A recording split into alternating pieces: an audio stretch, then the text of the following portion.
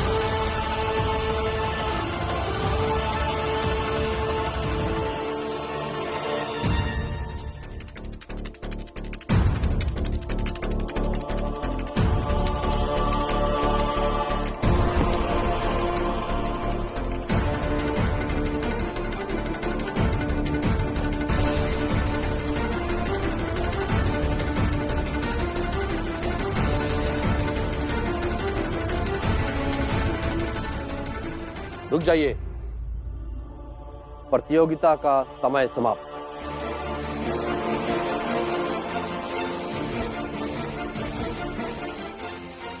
निकुंज, तुमने कितने नियम लिखे बताओ। महाराज 22।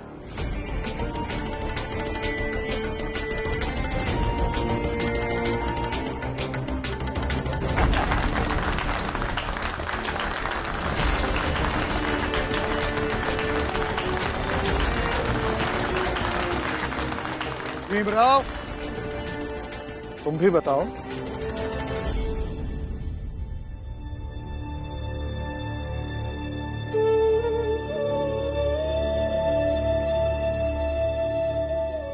मैंने सारे नियम पढ़े महाराज, लेकिन समय कम होने के कारण सिर्फ 3 लिख पाया हूं।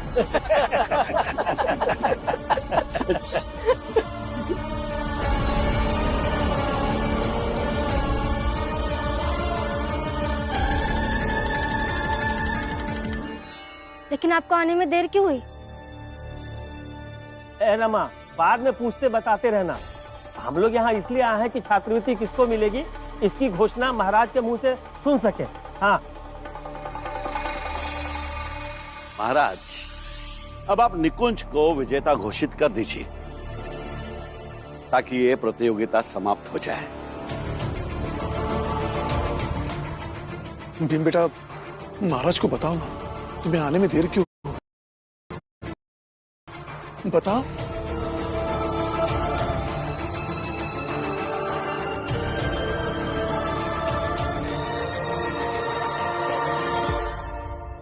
घर चलिए बाबा, मैं हार गया प्रतियोगिता।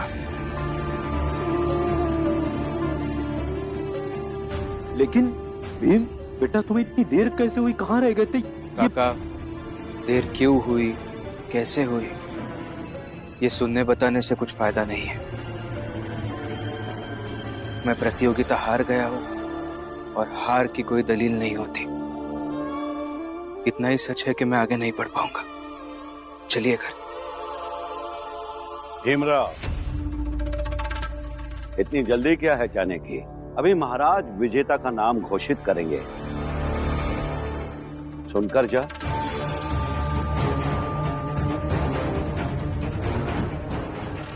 महाराज, आपसे अनुरोध है कि आप विजेता का नाम घोषित करें। अवश्य। इस प्रतियोगिता का विजेता है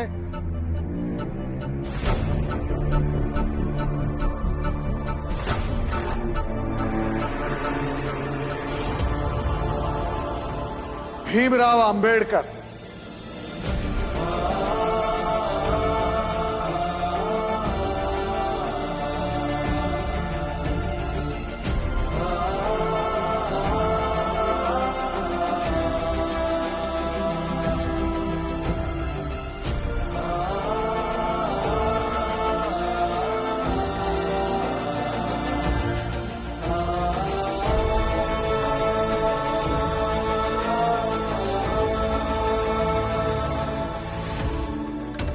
लेकिन महाराज, विजेता तो निकुंज है और निकुंज तो पहले आया था समय पर, और इस भीमराव को आने में कितना विलंब हुआ था अभी।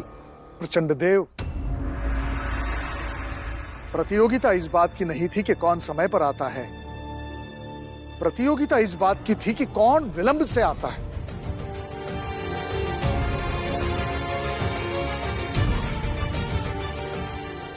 इसका तात्पर्य महाराज? निकुंज, याद करो, जब तुम यहां आ रहे थे तब क्या तुम्हें एक घायल व्यक्ति नहीं दिखाई पड़ा?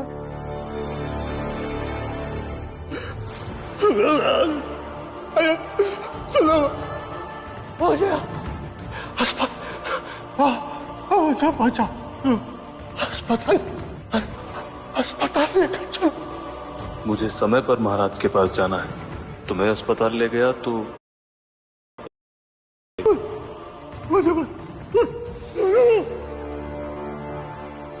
और तुम उस घायल व्यक्ति को वहीं सड़क पर छोड़कर चले आए। ठीक उसी तरह भीमराव को भी एक घायल व्यक्ति दिखा।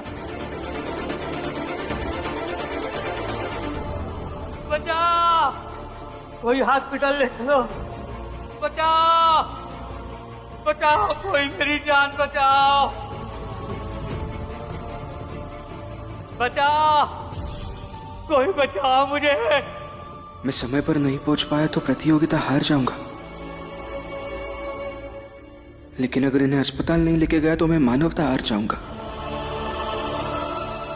अब चाहे मैं पढ़ूं या ना पढ़ूं, लेकिन इन्हें अस्पताल लेके जाना होगा। काका उठिए, मैं आपको अस्पताल लेके जा रहा हूं। उठिए, आइए, आराम से। भीमराव उसे वही रास्ते पर छोड़कर नहीं आया, बल्कि उसे लेकर अस्पताल गया, इसीलिए उसे यहां आने में समय लगा।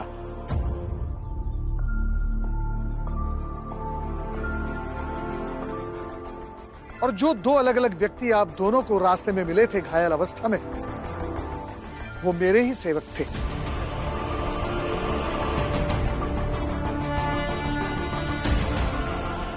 मैं तो आप दोनों की परीक्षा ले रहा था।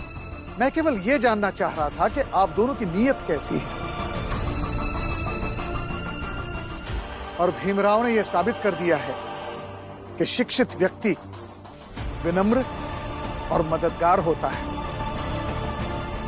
और शिक्षा का यही तो अर्थ होता है।